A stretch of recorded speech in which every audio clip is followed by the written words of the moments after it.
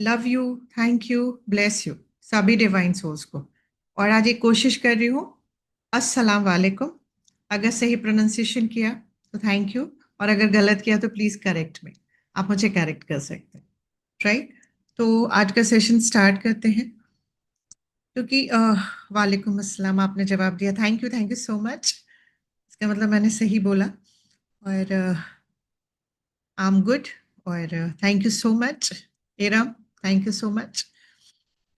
आज का session start करेंगे। लास्ट सेशन में हम लोगों ने जाना अपने बच्चों के बारे में, जानने कि हमें बच्चों से किस लैंग्वेज में बात करनी चाहिए। तो उस लैंग्वेज को हम लोगों ने बखूबी सीखा कि बच्चों से बात करने के लिए ना English, Hindi, Urdu, Gujarati, Marathi, Chinese, Japanese की जरूरत नहीं पड़ती है। सिर्फ लव लैंग्वेज ही सफिशिएंट होता है अपने बच्चों से कनेक्ट करने के लिए, किसी भी अपने लव्ड वन से कनेक्ट करने के लिए। Love language is the best language जो कहीं ना कहीं हम लैक कर रहे हैं अपनी लाइफ में। राइट। तो ये तो हमने जाना कि 5 लव लैंग्वेजेस होते हैं, और उसको बहुत डिटेल में हम लोगों ने बहुत क्लियरली लास्ट सेशन में सीखा है। आज जो हम सीखने वाले हैं वो भी बहुत सुंदर है कि हम सब जितने भी हम ह्यूमन बीइंग है ना, हम सबका प्रेफर्ड थिंकिंग सिस्टम अलग अलग, मतलब रिप्रेजेंटेशनल सिस्टम भी इसको कहा जाता है। कि कोई भी इवेंट अगर बाहर हो रहा है, जैसा हम लोगों ने माइंड में सीखा, आपने माइंड कैसे काम करता है, और बाहर की इमेज जो है वो हमारे अंदर की दुनिया में जो बनती है, जो हम परसीव करते हैं, वो 5 सेंसेस से करते हैं। विजुअल, ऑडियो, काइनेस्थेटिक, इमोशन की बात करते हैं। उसके बाद आता है टेस्ट, और फिफ्थ आता है स्मेल। ये 5 सेंसेस से हम कोई भी बाहर के इवेंट को अपने इनर वर्ल्ड में परसीव करते हैं। राइट। तो जो हमारे सबकॉन्शियस में जितनी भी प्रोग्रामिंग होती है ना, वो 3 लैंग्वेज में अगर देख, मतलब 3 फॉर्मेट में, नॉट लैंग्वेज, 3 फॉर्मेट में स्टोर होती है। पहला फॉर्मेट होता है विजुअल, दूसरा होता है ऑडियो, और काइनेस्थेटिक इमोशंस में, फीलिंग्स में तीनों आ जाते हैं। टच भी आ जाता है, टेस्ट भी आ जाता है, स्मेल भी आ जाता है। अगर मैं कहूँ कि किसी भी चीज को अगर आपको याद करने के लिए उसका टेस्ट कैसा है, सपोज आप के यहाँ बहुत बढ़िया बिरयानी बनती है, अगर आज मैं कहूँ कि आप बिरयानी, जो आपके यहाँ सबसे अच्छी बिरयानी जो बनाते हैं उसको याद करो, तो आप याद कर पाओगे उस चीज को। राइट। उसकी स्मेल भी कुछ को आ जाएगी, कुछ को उसका टेस्ट भी आ जाएगा। तो कहने का मतलब वो प्रोग्रामिंग हमारे अपने माइंड के अंदर ऑलरेडी स्टोर रहती है। हम जब चाहे उसको रिकॉल करके अपने सेंसेस से उसको फील भी कर सकते हैं। उसी तरह से हम सब ह्यूमन बीइंग का जो रिप्रेजेंटेशनल सिस्टम होता है वो डिफरेंट होता है। जैसे विजुअल होगा किसी का ऑडिटरी होगा, और किसी का काइनेस्थेटिक होगा। तो क्या जिसमें विजुअल है उसमें ऑडियो और काइनेस्थेटिक नहीं है? नहीं, तीनों ही है। बट किसी का परसेंटेज ज्यादा होगा। जैसे मान लीजिए कि आपके 3 बच्चे, तो तीनों में तीनों चीजें होंगी, विजुअल भी होगा, ऑडियो भी होगा, और काइनेस्थेटिक भी होगा, मतलब इमोशंस वाला पोर्शन भी होगा। लेकिन एक बच्चे में विजुअल डोमिनेंट होगा, एक बच्चा आपका काइनेस्थेटिक डोमिनेंट होगा, मतलब इमोशनल डोमिनेंट होगा, एक बच्चा आपका ऑडिटरी डोमिनेंट होगा। तो आज जो हम सीखने जा रहे हैं ना, वो ये प्रेफर्ड थिंकिंग सिस्टम सीखने जा रहे हैं। और ये मैं आज आपसे कहूँ तो आप आज के बाद से अपने बच्चे से इतनी खूबसूरती से कनेक्ट कर पाओगे ना, क्योंकि आज आज के बाद से अगर आपने इस साइंस को प्रैक्टिस कर लिया, 5 लव लैंग्वेजेस, और लास्ट जो आज आप सीखोगे, preferred thinking system of your children, मैं आपको 100% गारंटी देती हूँ कि आपके और आपके बच्चे के बीच की बॉन्डिंग बहुत स्ट्रांग हो जाएगी। राइट। तो आइए आज का जो टॉपिक है उसको हम लोग स्टार्ट करते हैं। लास्ट टाइम हम लोगों ने बहुत खूबसूरती से लव लैंग्वेज सीखा था अपने बच्चों के लिए, कि हमें उससे किस लव लैंग्वेज में बात करनी चाहिए, और हमने हग के बारे में भी जाना था कि इसका कितना ज्यादा इंपॉर्टेंस है हमारी लाइफ में। तो आज जो हम सीखने वाले हैं दैट इज रेपो। रेपो का क्या मतलब होता है? रेपो मतलब वही, जो किसी पे जैसे हम लोग कहते हैं ना, इम्प्रेस कर लिया मैंने किसी को अपनी पर्सनालिटी से, अपनी वोकैबलरी से, अपने बात करने के कम्युनिकेशन स्किल से। तो ये जो भी आप डेवलप करते हैं ना, इसको रेपो नहीं बोलते। ये आपका जो भी एक इम्प्रेशन आपके मन पे, या आपका इम्प्रेशन किसी केस पे जाता है, वो कॉन्शियस लेवल पे होता है। और रेपो जब भी हम किसी के साथ भी बनाते हैं, तो रेपो जब भी बनता है तो ये सबकॉन्शियस लेवल पे बनता है। राइट। तो ये सबसे खूबसूरत चीज आज आप सीखने जा रहे हैं। Build a rapport with your children, and rapport is a bonding at subconscious level. Right. मैं एक चीज आपको और बताती हूँ यहाँ पे। हम सबके सबकॉन्शियस के लिए ना, सबसे खूबसूरत पर्सन हम खुद ही हैं। मैं इसको कैसे आपको बताती हूँ। जैसे सपोज मान लीजिए कि आपके सबकॉन्शियस में ये प्रोग्रामिंग है कि कोई भी खुशियों को अगर मुझे सेलिब्रेट करना तो अपनी फैमिली मेंबर के साथ सेलिब्रेट करना चाहिए। आपने बचपन से ये चीज देखा है कि खुशियां हम अपनी फैमिली मेंबर्स के साथ, अपने पेरेंट्स के साथ, अपने ग्रैंड पेरेंट्स के साथ सेलिब्रेट करते हैं। आपका जो फ्रेंड है, बेस्ट फ्रेंड है, वो क्या करता है, वो खुशियों को उसने बचपन से क्या देखा है कि जब भी हमारे यहाँ कोई सेलिब्रेशन हुआ है तो सब अपने अपने फ्रेंड्स के साथ सेलिब्रेट किया है। तो आप और आपके फ्रेंड एक जगह काम करते हो और उस दिन सेलिब्रेशन की बात होती है, आप कहते हो नहीं मैं तो घर जाऊंगी क्योंकि मुझे अपनी फैमिली के साथ सेलिब्रेट करना, और आपकी फ्रेंड कहती है कि नहीं तुम मत जाओ ना क्योंकि तुम हम फ्रेंड्स के साथ सेलिब्रेट करते हैं ना, ये क्या है। तो आपको क्या लगेगा कि नहीं, जो फैमिली के साथ सेलिब्रेट करने वाली दोस्त है उसको लगेगा मेरी फ्रेंड कैसी मीन है ना, अपनी फैमिली को नहीं पूछ रही है, फ्रेंड्स के लिए उसको ज्यादा फिक्र है, फ्रेंड्स के साथ सेलिब्रेशन करते हैं। और जो आपकी फ्रेंड है जो जिसके लिए फ्रेंड्स के साथ सेलिब्रेशन प्रोग्रामिंग में है, वो क्या सोचेंगे, अरे हर चीज में फैमिली के साथ ही तो रहती है, तो सेलिब्रेशन उनके साथ क्या करना, सेलिब्रेशन तो फ्रेंड्स के साथ होना चाहिए। तो कहने का जो मेरा मतलब ये है कि हम सबके अंदर एक अपनी डिफरेंट सबकॉन्शियस प्रोग्रामिंग है, और हम सब अपनी अपनी प्रोग्रामिंग के अकॉर्डिंग एक दूसरे को जज करके भला बुरा अच्छा बुरा बनाते जा रहे हैं। एग्जैक्टली जो हम हैं हम सब अपनी प्रोग्रामिंग की वजह से, राइट। तो हम सबके सबकॉन्शियस को ना हम सबसे खूबसूरत सबसे सही लगते हैं। तो रेपो क्यों बिल्ड करना चाहिए, क्योंकि जब आप किसी सामने वाले को ये एहसास करा देते हैं कि आप भी बिल्कुल उसके जैसे हैं, तो आप उसके सबसे पसंदीदा पर्सन हो जाते हैं उसके लाइफ की। और आज आपको मैं बताती हूँ जितने भी मोटिवेशनल स्पीकर्स को हम सुनते हैं और हम बहुत फैन है उनके ना, उनको ये साइंस आता है, उनको ये पता है कैसे लोगों के दिलों में उतरना है, और वो उसको बखूबी यूज करते हैं। तो आज के बाद मैं कहूंगी आप भी इसको सीख करके ना सबसे पहले अपने बच्चों के साथ यूज करिए, उनके साथ अच्छी रेपो बनाएंगे हम लोग, उसके बाद बाकी फैमिली मेंबर्स के साथ बनाएंगे, फिर अपने फ्रेंड्स पे बनाइए, फिर जहां भी आप जाते हैं फिर इसको इतना प्रैक्टिस करिए कि ये आपका ऑटो पायलट मोड पे चला जाइए प्रोग्रामिंग, और आप जहां भी जाएंगे ना आप सेंटर ऑफ अट्रैक्शन हो, ये मैं आपको गारंटी दे सकती हूँ अगर आप इस चीज को समझ जाते हैं। तो रेपो का जो डेफिनेशन है, rapport is a bonding at subconscious level, and इसको हम लोग एक दूसरा डेफिनेशन भी है जो बहुत सुंदर लगता है मुझे। रेपो को कहा जाता है it's a environment of trust, क्योंकि आप किसी के सबकॉन्शियस में एंटर कर गए हो ना, और आप ये बता रहे हो कि आप बिल्कुल उसके जैसे हो, तो सोचता रहे श्वेता बहुत अच्छी है। बहुत बार आप लोगों ने देखा होगा इंटरव्यू में बहुत सारे लोग जाते हैं और आप बाहर ही आप लोग देख रहे थे कि जिसका प्रेजेंटेशन आपसे भी अच्छा नहीं था, बहुत सारे लोगों से भी अच्छा नहीं था, और उसका सिलेक्शन होता है, वो इस साइंस को जानता है। वो सिर्फ जाता है इंटरव्यूअर की चीजों को समझता है कि कौन सा प्रेफर्ड थिंकिंग सिस्टम है इनका, ये विजुअल डोमिनेंट है, ऑडियो डोमिनेंट है या काइनेस्थेटिक डोमिनेंट है, और फिर वह उन्हीं की लैंग्वेज में उनसे बात करता है। तो उनके सबकॉन्शियस को लगता है जाने दो इसके पास डिग्रियां भले ही अच्छी नहीं हो, इसके पास बहुत ज्यादा स्किल नहीं है, बट ये बहुत रिलायबल पर्सन है, ये मेरा इंट्यूशन कह रहा है। ये चीजें हर जगह यूज होती है, बिलीव मी, राइट। तो आज हम लोग इसको सीखेंगे कि हम अपने बच्चों के साथ कैसे रेपो बिल्ड करेंगे। तो सबसे पहले अगर आपको अपने बच्चे के साथ रेपो बिल्ड करनी है तो आपको ये 3 पॉइंट्स को बहुत ध्यान से समझना है। फर्स्ट, आप रेपो बिल्ड करना चाहते हैं तो सबसे पहले मैं आपसे कहूँगी आपके पास टाइम होना चाहिए, एनफ टाइम होना चाहिए अपने बच्चे के लिए। और by taking genuine interest in your child, ये फर्स्ट स्टेप है रेपो बिल्ड करने के लिए, कि आपको जेन्युइनली इंटरेस्ट शो नहीं करना है। ध्यान से सुनिएगा, शो नहीं करना है, होना होगा। क्योंकि अगर आप शो कर रहे हैं कि हाँ ठीक ठीक ठीक तुम बोलो बोलो मैं सुन रही हूँ तुम्हें, उसके सबकॉन्शियस के पास भी वही पावर है जो आपके सबकॉन्शियस के पास है। उसके सबकॉन्शियस उस चीज को सेंस कर लेगा कि मम्मा मुझे सिर्फ यहाँ फिजिकली प्रेजेंट है, यहाँ से वो कहीं और है, और फिर वो अपनी बात को ब्रीफ करके खत्म करके छोड़ देगा। आपको लगेगा शायद पूरी बात बता दी है, बट वो कभी नहीं शेयर करेगा। तो जेन्युइन इंटरेस्ट शो नहीं करना, जेन्युइन इंटरेस्ट हो तभी बच्चे के साथ बैठिए, राइट।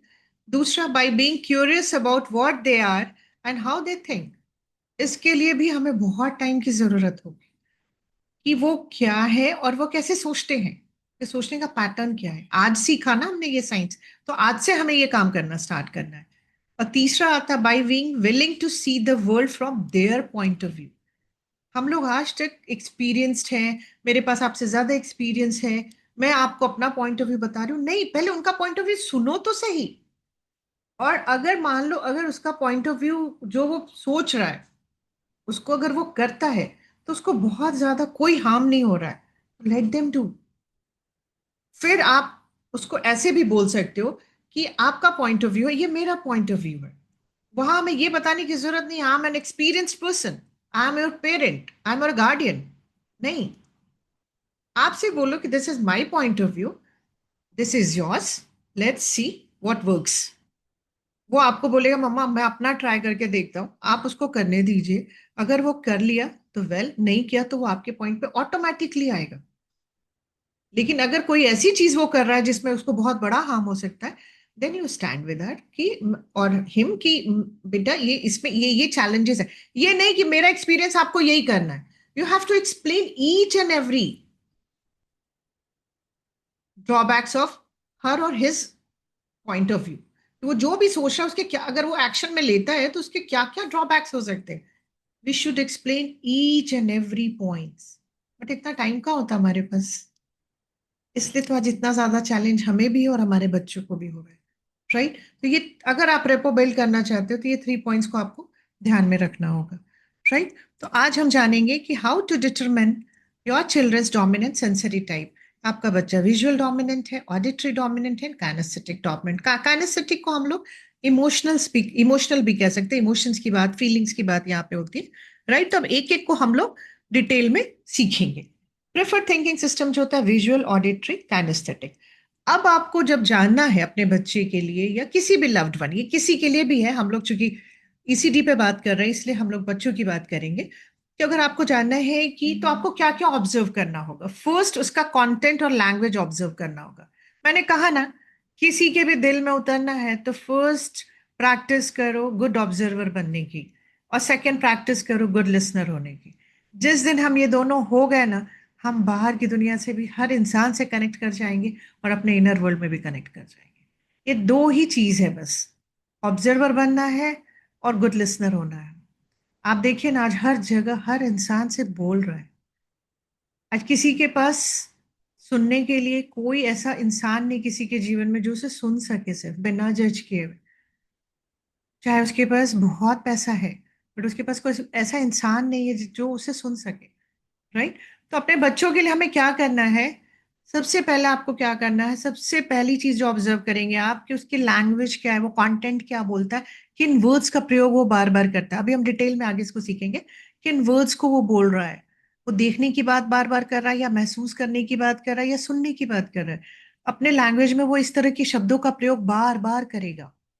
राइट, दूसरा हम उसका ध्यान देंगे टोन पे, कि उसकी वॉइस की टोन कैसी है। जैसे अगर आप मेरी टोन देख रहे हैं और मेरी स्पीड, तो आप कह सकते हैं कि नहीं ये बहुत फास्ट नहीं बोलते, ये धीरे धीरे ही बोलते। राइट, और कुछ लोग को आप देखिएगा बहुत फास्ट बोलते। राइट, थर्ड आपको देखना फिजियोलॉजी और body language of your children. Right, and fifth आपको देखना आई मूवमेंट। तो ये चार चीज ऑब्जर्व जब आप करना स्टार्ट करोगे ना, तब आप इस रिजल्ट पे आप आ पाओगे, आप रिजल्ट निकाल पाओगे कि आप समझ पाओगे कि मेरा बच्चा विजुअल डोमिनेंट है कि ऑडिटरी की काइनेस्थेटिक। राइट, और आपका टास्क भी यही है जो आज आप सीखोगे। लास्ट टाइम मैंने टास्क दिया था कि अपने बच्चों के लव लैंग्वेज सीक्वेंस वाइज लिखिए। दूसरा आज का आपका टास्क भी यही कि आपके बच्चों का प्रेफर्ड थिंकिंग सिस्टम क्या है, ये आपको पता करके ग्रुप में शेयर करना है। राइट, तो अब हम आते हैं विजुअल डोमिनेंट चिल्ड्रन जो होते हैं, उनमें क्या क्या चीजें, उनकी क्वालिटीज क्या, उनके कैरेक्टरिस्टिक्स क्या क्या होते हैं। राइट, सबसे पहला जो होता है ना, ये पूरी दुनिया को ना पिक्चर के फॉर्म में देखते हैं। जैसे मैं अगर हूँ, कहूँ तो मेरी जो डॉटर है वो विजुअल डोमिनेंट है। अगर मैं उसे कोई कहानी बता रही हूँ या कोई जोक बता रही हूँ, तो वो हंसना शुरू कर देगी, क्योंकि उसको हर चीज दिखाई देने लगता है। मतलब ये बच्चे ना, सारे जो भी हम बोल रहे हैं उसको वो पिक्चर्स में देखते हैं। तो आप देखिएगा कुछ बच्चे बिन मतलब, हम लोग थोड़ा बहुत हंसते हैं क्योंकि मैं ऑडिटरी और काइनेस्थेटिक डोमिनेंट हूँ, तो मैं थोड़ा बहुत हंसती हूँ, मेरी डॉटर पहले ही हंसना शुरू कर देती है। मेरे हस्बैंड पहले ही हंसने लगते हैं क्योंकि वो भी विजुअल डोमिनेंट है, क्योंकि उनको सब चीजें दिखाई दे जाती है। जैसे आप जो भी बुलाए कि वो गिरा, तो उसको गिरते हुए दिख जाते हैं वो। तो ये बच्चे क्या करते हैं, ये हर चीज को पिक्चर्स के फॉर्म में देखते हैं। राइट, इनके साथ दिक्कत क्या होती है कि अगर मान लीजिए ये कोई बात बोल रहे हैं और अगर आपने इनको बीच में कट कर दिया, क्योंकि जब बोलते भी है ना तो ये पहले पिक्चर बनाते हैं, इसलिए ये देखिए आपकी नजर से नजर मिला के ये बच्चे बात नहीं करते, ये ऊपर देख के बात करते हैं। जो भी यहाँ स्कूल में टीचर होंगी ना, वो इस चीज को एग्री करेंगी कि बहुत सारे बच्चों से आप क्वेश्चन पूछते हो तो थोड़ी देर के लिए ऊपर देखते हैं, और आप बच्चे को ये कह के डांट देते हो कि नीचे देखो, मैं तुमसे बात कर रही हूँ, तुम मुझे नहीं देखी, ऊपर क्या देख रहे हो।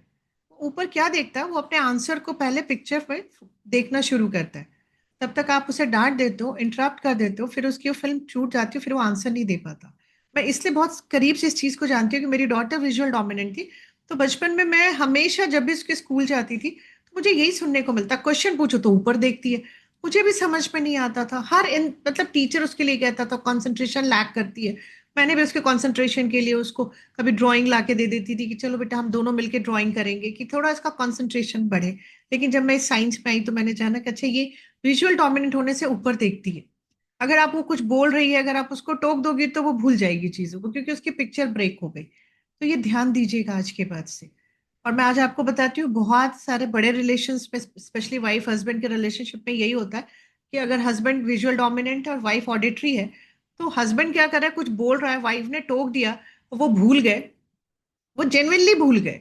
अब वाइफ कह रही अच्छा अब आगे बोलिए, मैं भूल गया। अब वाइफ क्या सोच रहे, देखो मैंने टोक दिया, बस अब वो बुरा मान गए। कहाँ से कहाँ बात चली जाती है। हम कितना ज्यादा डिस्टॉर्ट कर देते हैं चीजों को, बिकॉज हमें ये साइंस ही नहीं पता है।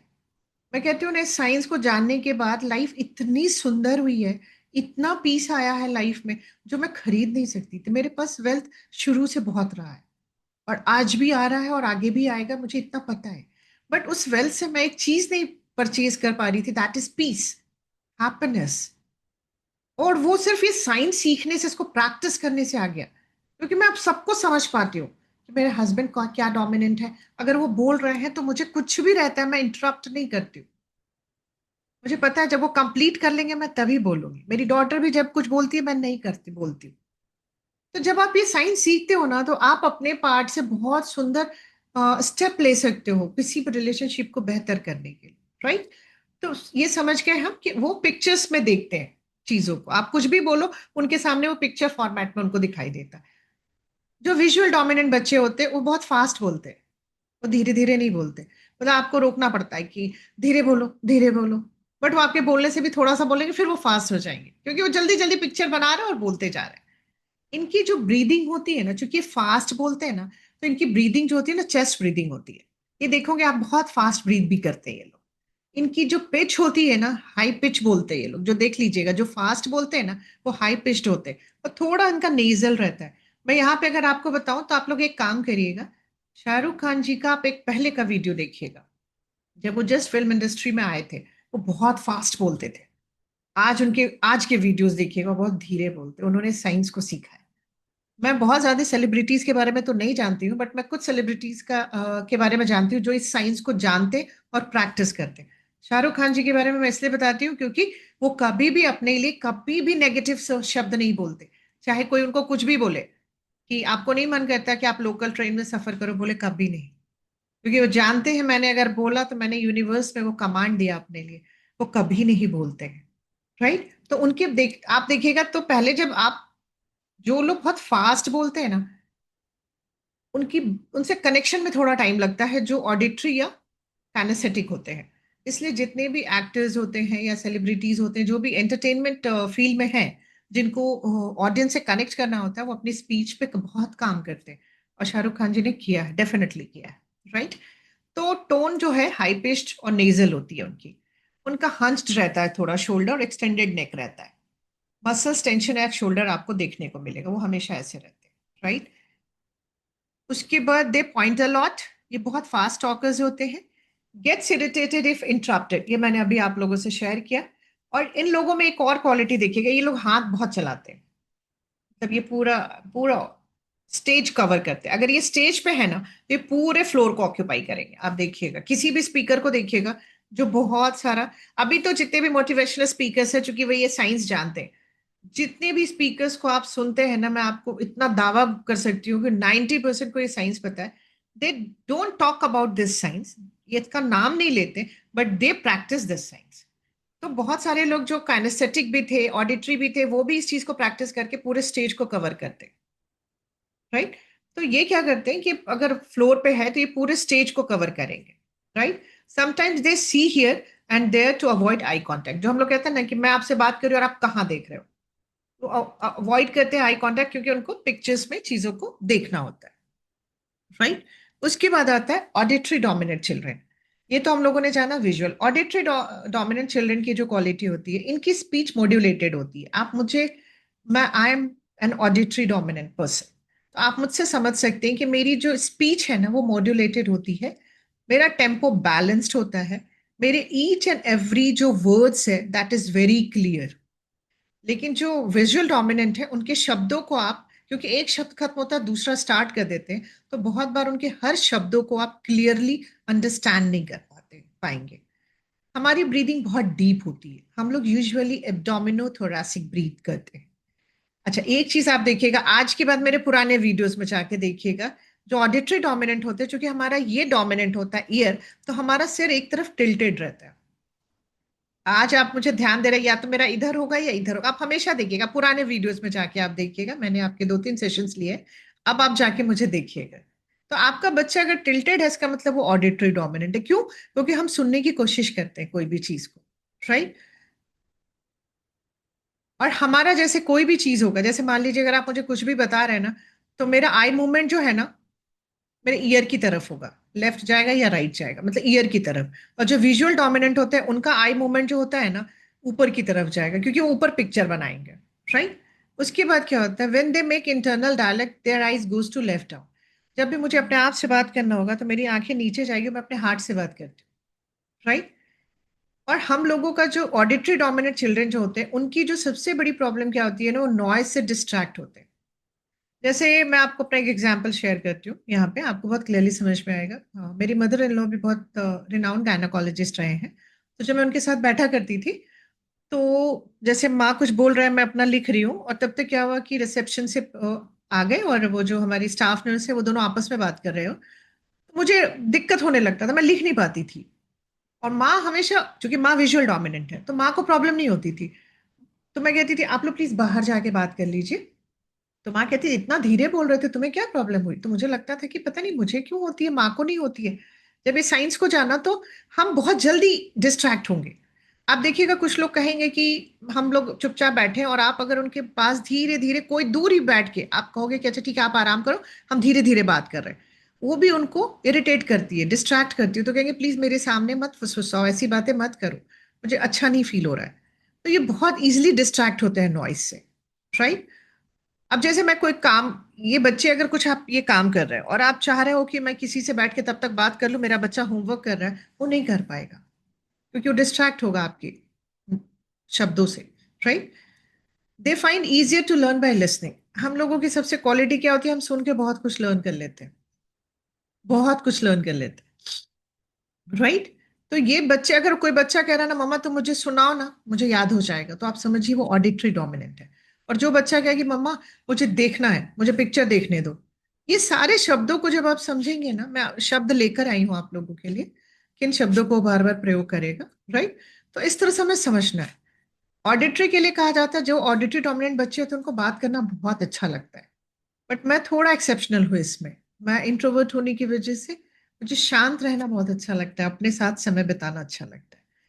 Can easily remember phone number and any data, ये आई अग्री, क्योंकि मुझे सबके नंबर्स याद रहते हैं, मेरे डेटाज याद रहते हैं, ये मैं एग्री करती हूँ। तो आप देखिएगा, जिनको सारे नंबर्स याद होते हैं ना, ज्यादातर ऑडिटरी डोमिनेंट होते हैं। They stand closer to the person they are talking, so they can hear properly.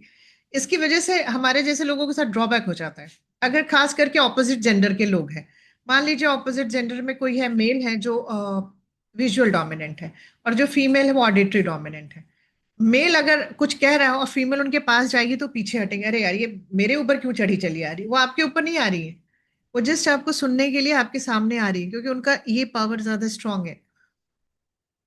तो ये सारी चीजें जब आप समझते हो ना, तो आप बहुत मजा आता है अपने आसपास लोगों को ऑब्जर्व करने में, और देखने में, अच्छा ये विजुअल डोमिनेंट है, ये देखो ये ऑडिटरी डोमिनेंट है। इसको एंजॉय करिए, इस लर्निंग को भी, right. They understand things better when they are being told something in comparison to reading it their own. ये 100% सही है। मैं कॉलेज में भी ग्रुप स्टडी में विश्वास करती हूँ, मैं कहती तुम बोलो मैं सुनती हूँ। मुझे पढ़ने में जितना टाइम लगता है, अगर मेरे साथ कोई पढ़ रहा है, वो बोल रहा है, तो मैं बहुत फास्ट लर्न करती हूँ। I am a good learner. अगर कोई बोलता है तो। और जस्ट इसका ऑपोजिट होता है, जो विजुअल होते हैं ना, उनको खुद से पढ़ने में जितनी चीजें याद होती है वो सुन के उतना याद नहीं कर पाते। तो मेरे साथ बहुत अच्छा रहा। मेरे बच्चे ट्विंस हैं। मेरी बेटी विजुअल डोमिनेंट है, मेरा बेटा ऑडिटरी डोमिनेंट है। मेरी बिटिया पढ़ती है, मेरा बेटा सुन लेता है। दोनों एक ही क्लास में रहे हैं बचपन से। तो वो पढ़ती है, उसका काम हो जाता है, और ये सुन करके उतना ही उसका काम हो जाता है। तो दोनों ने बहुत एक दूसरे को इस तरह से हेल्प की है। राइट, अब थर्ड हम आते हैं काइनेस्थेटिक डोमिनेंट चिल्ड्रन के बारे में। जानेंगे इस चीज को हम लोग कि काइनेस्थेटिक डोमिनेंट चिल्ड्रन की जो खास बात होती है वो क्या होती है, इनके कैरेक्टरिस्टिक्स कैसे होते हैं। काइनेस्थेटिक डोमिनेंट चिल्ड्रन जो होते हैं ना, they primarily react to the feelings. इनके लिए फीलिंग्स बहुत मायने रखता है। और मैं आपको बताऊं तो सबसे ज्यादा हमें हर तरह, तीनों बच्चों को, जो विजुअल डोमिनेंट हो, चाहे जो ऑडिटरी डोमिनेंट हो या काइनेस्थेटिक हो, हमें सबकी एक जैसी केयर करनी है। बट इन बच्चों की थोड़ी सी मुझे ऐसा लगता है एक्स्ट्रा, क्योंकि इनका इमोशनल जो होता है ना, ये बहुत स्ट्रांग होता है। तो ये बहुत ज्यादा फीलिंग्स इनके लिए बहुत मायने रखती है। ये हमेशा ऐसी बात करेंगे, मम्मा आपको पता है, जैसे आप लोग मान लीजिए आप किसी एक सुंदर से लेक पे गए हैं। तो जो अगर आपका विजुअल डोमिनेंट बच्चा होगा, वो जब वो आएगा तो कैसे रिकॉल करेगा चीजों को। मम्मा कुछ भी कहिए, वहां लेक कितना सुंदर दिख रहा था। मैं तो बिल्कुल ही, मतलब मैं आपको क्या बताऊं मम्मा, बहुत मजा आ रहा था वहां पे उस लेक को देख करके। आज अभी भी मेरे ना पूरे जहन में वो समाया हुआ है, वो पूरा मुझ पे पूरा सीन देख पा रहा हूँ मम्मा। वो इतनी खुशी हो के आप खुशी से आपको बताएगा। अब वही जो ऑडिटरी वाला होगा, अब बोलोगे अच्छा तुम्हें सिर्फ दिखाई दे रहा था, मुझे तो सुनाई दे रहा था कि कितनी सुंदर आवाज आ रही थी उस पानी की जब वो नीचे गिर रहा था। और एक बर्ड्स की चर्पिंग भी वहां पे बहुत अच्छे से सुनाई दे रही थी हमें। वो सुनने की बात करेगा। और जो काइनेस्थेटिक डोमिनेंट चिल्ड्रन होगा आपका, वो क्या बोलेगा, मम्मा मैं तो अभी भी उस फीलिंग में हूँ, मुझे इतना अच्छा महसूस हो रहा था, मुझे लग रहा है बस ये फीलिंग ऐसी ही मेरे साथ रहे, ये कभी ना मेरे से जुदा हो। कहने का मतलब यही है कि हम जो भी चीज,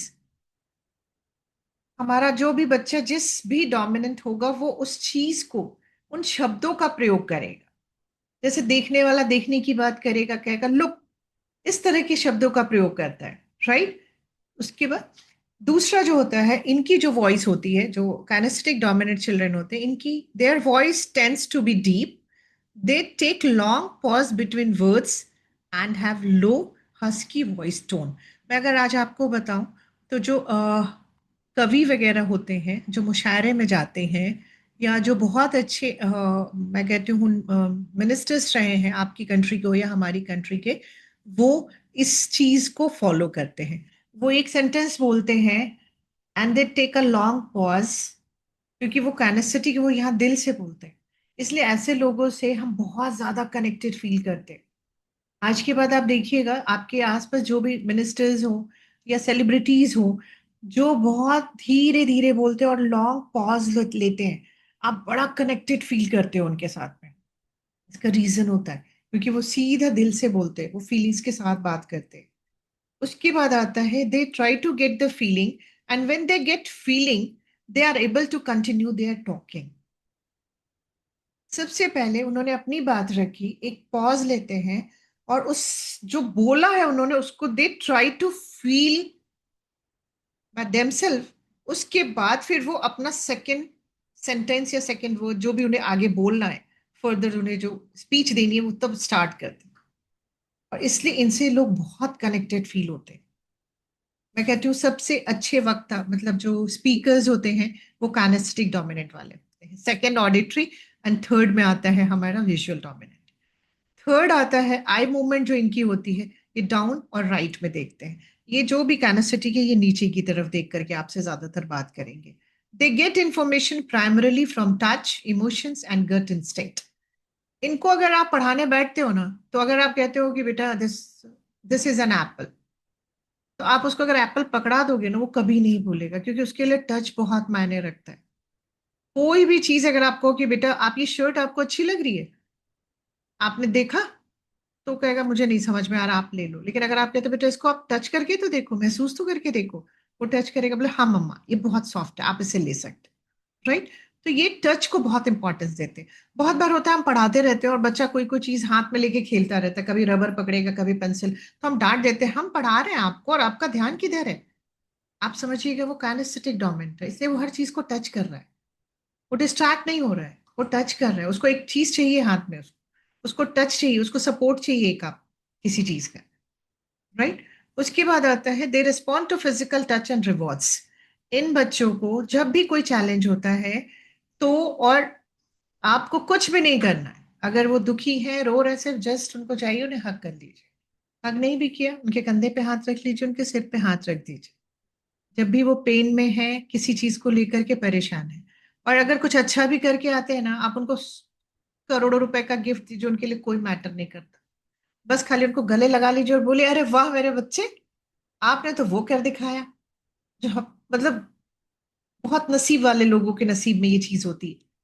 आपने उन्हें गले लगा लिया, उनको उनका रिवॉर्ड मिल गया। आज यही होता है ना, हमारा बच्चा काइनेस्थेटिक डोमिनेंट है और हम उनको विजुअल वाली चीज दे रहे हैं। हम उनका लव लैंग्वेज है टच, हम उनको गिफ्ट्स दे रहे हैं, और बच्चा कहता है मम्मा डजंट अंडरस्टैंड मी, क्योंकि हम सच में नहीं अंडरस्टैंड करें, क्योंकि सबकॉन्शियस इस चीज को बहुत अच्छे से समझ रहा है ना कि ये मेरे जैसा नहीं है। मुझे तो टच पसंद है, ये मुझे गिफ्ट्स क्यों दे रहा है, मुझे क्वालिटी टाइम पसंद है, ये मुझे गिफ्ट्स क्यों दे रहा है। तो कहते हैं मेरे जैसा नहीं है, इसलिए ये मुझे नहीं समझते, राइट। उसके बाद आता है दे लर्न फ्रॉम एक्सपीरियंसेस। बहुत बहुत इंपॉर्टेंट पॉइंट। इन बच्चों के साथ आपको सिर्फ स्टैंड करना कि मैं आपके साथ हूँ। ये जो एक्सपीरियंस करते हैं ना, ये लाइफ लॉन्ग लर्निंग इनके पास रहती है। They usually wear whatever they feel is comfortable for them. इनके लिए ना फैशन, ट्रेंड्स ये मायने नहीं रखते। ये वही पहनेंगे जो उनको कंफर्टेबल लगता है। आप बहुत बार सोचते हो ना, अरे यार सब बच्चे मेरे अच्छे से ड्रेसअप होते हैं, बट इसको देखो, मामा मैं लोअर में ही चलूंगा ना, मैं टी शर्ट में ही चलूंगा ना। ट्राई टू अंडरस्टैंड देम कि वो पैनिस्टिक डोमिनेंट है, उनके लिए उनका कंफर्ट प्रायोरिटी है। वो ट्रेंड्स फैशन के अकॉर्डिंग अपने को नहीं बदलते, क्योंकि वो सिर्फ यहां से बात करते हैं अपने आप से। दे वैल्यू कंफर्ट ओवर अपीयरेंस। आप कितना भी कह दो कि बेटा कुछ भी कहो, लोअर टी शर्ट में कहीं जाने लायक है, वो आपके लिए, उनके लिए अपीयरेंस से ज्यादा उनका कंफर्ट मैटर करता है। They like to stay as close as possible to the person they are talking to. ये भी बहुत पास आके बात करते हैं आपसे। तो इस तरह से हम लोगों को ये देखना है कि हमारा बच्चा जो है वो कौन सा प्रेफर्ड थिंकिंग सिस्टम जो है, उसका कौन सा डोमिनेंट है। ये बहुत इंपॉर्टेंट क्यों है हम सब के लिए, मैं इसको थोड़ा सा आज आपको इसलिए शेयर करूंगी, राइट। क्योंकि जब तक हम इन चीजों को नहीं जानेंगे कि हमारा बच्चे के लव लैंग्वेज क्या है, हमारे बच्चे का प्रेफर्ड थिंकिंग सिस्टम क्या है, तब तक हम ये सेंटेंस सुनते रहेंगे, मम्मा आप हमें नहीं अंडरस्टैंड करते, पापा आप हमें नहीं अंडरस्टैंड कर सकते, क्योंकि हम उनके सब कॉन्शियस से मैच नहीं कर रहे, राइट। तो आज जो आपका टास्क भी है वो यही है कि प्लीज अपने बच्चों के लव लैंग्वेज जानिए, और उसके लिए मैंने कहा आपको ऑब्जर्व करना होगा, आपको उनके कंटेंट को ध्यान देना होगा कि वो क्या सुन रहे हैं, क्या बोल रहे हैं। उसके बाद आपको देखना होगा कि उनकी टोन क्या है। तीसरा आपको देखना होगा कि उनकी बॉडी लैंग्वेज क्या है और उनका आई मूवमेंट क्या है। जैसे मैंने कहा, विजुअल वाले बच्चे ऊपर देख के बात करेंगे, ऑडिटरी वाले अपने ईयर्स की तरफ उनकी आई मूवमेंट होगी, और जो काइनेस्थेटिक होगी वो नीचे की तरफ देख करके बात करेंगे। तो इस तरह से हम अपने बच्चों के लव लैंग्वेज और प्रेफर थिंकिंग सिस्टम को लर्न कर सकते हैं। और फिर उन्हीं की लैंग्वेज में मैं एक ही चीज कहती हूँ, एक चीज आपको बहुत आसान सी चीज सिखाती हूँ। कोई भी अगर आपसे बात कर रहा है ना, मेरे पे मत जाइएगा, मैं तीनों लैंग्वेज को यूज करती हूँ कि आपने कैसा महसूस किया, आप जो सुन रहे हैं उससे आप कैसा पा रहे हैं, या आप जो देख रहे हो, राइट। तो अभी आपको क्या करना है ना, कि आपको एक एक करके ध्यान देना है इन चीजों को, कि आपका बच्चा किन शब्दों को बोल रहा है, और उन्हीं शब्दों को पिक करके आप अगर सेंटेंस बनाते हो ना, तो बच्चा सोचेगा मम्मा अंडरस्टैंड कर रहे हैं मुझे, क्योंकि उनका सबकॉन्शियस उसको वो कमांड देगा कि देखो ये तुम्हारे जैसे। तो अभी के लिए जब तक आप उनका प्रेफर थिंकिंग सिस्टम नहीं जान पा जाते हो, तब तक के लिए आपके लिए मैं एक आपको वो देती हूँ कि आप सिर्फ उनके सेंटेंस को सुनो, और आप क्या करो, उसको बस उसमें से एक दो वर्ड जो वो बार बार बोल रहा है उसको पिक कर लो, उसके बाद आप उससे कम्युनिकेट करो, right. Love you. Thank you. Bless you. This is all from my side. Any questions? ठीक है, now we know about kids and I can say unfortunately we did not understand them yet very true dear. Now I can imagine every child of my family that belong to which part. Thank you so much dear, thank you so much. क्योंकि ऐसा नहीं है कि आपने ही गलतियां की, हम सब ने की है। बट कहते हैं ना, इट्स नेवर टू लेट, जब जागो तभी सवेरा। और हम जाग गए हैं और हम यहाँ हैं, इस एसोसिएशन से जुड़े हैं जहाँ हम उन चीजों को सीख रहे हैं। मैं कहती हूँ कि इस ग्रुप में मोर देन 100 लोगों ने हमें ज्वाइन किया है, if I am not wrong. लेकिन आज कितनों ने अपने लिए टाइम निकाला है, आप ये देखिए। हो सकता है बहुत सारे लोगों का, सनम का कहना है ये टाइम नहीं सूट करता उन्हें, आई एग्री। बट मैं एक ही चीज कहती हूँ कि आज आप जैसे लाखों करोड़ों लोग अपना टाइम कहीं वेस्ट कर रहे होंगे। At least we are blessed one और we are chosen one by the खुदा, कि उन्होंने हमें चूज किया कि एटलीस्ट तुम कुछ अच्छी चीजें सीखो, अपनी लाइफ में भी वैल्यू ऐड करो और इस नॉलेज को स्प्रेड करके दूसरों की लाइफ में भी वैल्यू ऐड करो।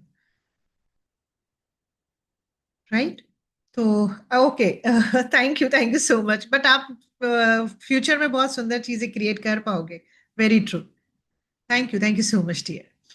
और एनी क्वेश्चन, आप मुझसे कोई भी क्वेश्चन पूछ सकते हैं। और प्लीज, मैंने जो भी टास्क आपको दिया है, मैं एक चीज आपको बताती हूँ, मैं बहुत ज्यादा थ्योरेटिकल नहीं जाती हूँ। थियरी मैंने बहुत पढ़ी है, मैं चाहूँ तो आपको बहुत थ्योरेटिकल पढ़ा सकती हूँ, लेकिन मैं एक चीज कहती हूँ, थ्योरी पढ़ने से अच्छा है कि हम प्रैक्टिकल पे ज्यादा फोकस करें। इसलिए मेरे जितनी भी प्रेजेंटेशंस आपके सामने आएंगे ना, वो बहुत प्रैक्टिकल ओरिएंटेड होंगे, बहुत करना आसान होगा। क्योंकि life is a very simple, हम सब ने उसे कॉम्प्लिकेट कर रखा है, कॉम्प्लिकेटेड बना रखा है।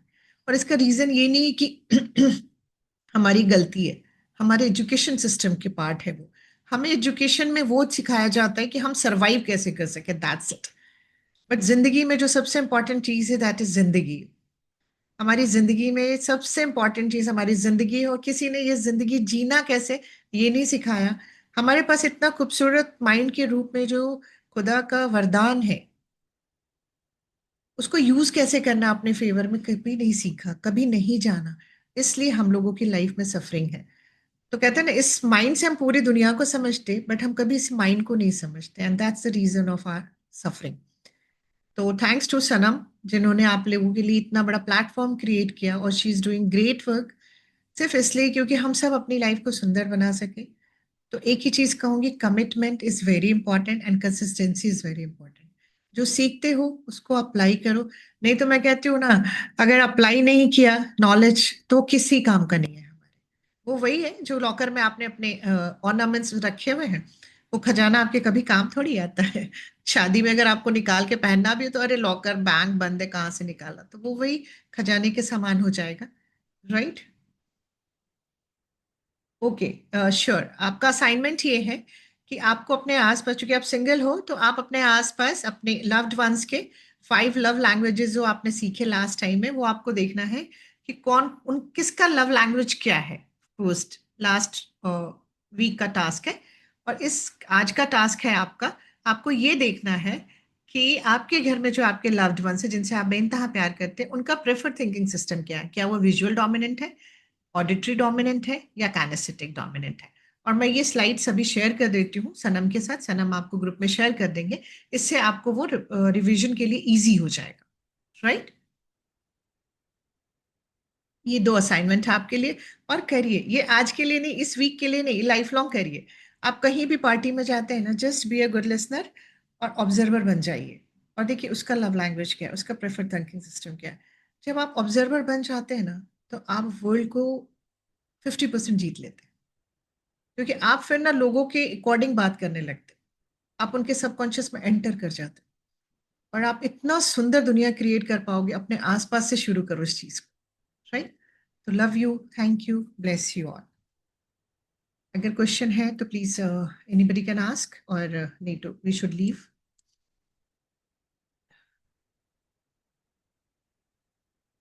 ओके, अपने फीडबैक्स आप शेयर कर लीजिएगा, और मैं आपको ये पीपीटी शेयर कर दूंगी। Love you, thank you, bless you all. और फ्राइडे को भी मैं ही मिलूंगी आपको, और उस दिन हम लोग सीखेंगे power of love, unconditional love के बारे में हम लोग जानेंगे। और क्योंकि मैं हर जगह हर बार सेल्फ लव की बात करती हूँ, तो सेल्फ लव को डिटेल में हम लोग सीखेंगे फ्राइडे को। राइट? तो love you, thank you, bless you. Um, thank you so much dear.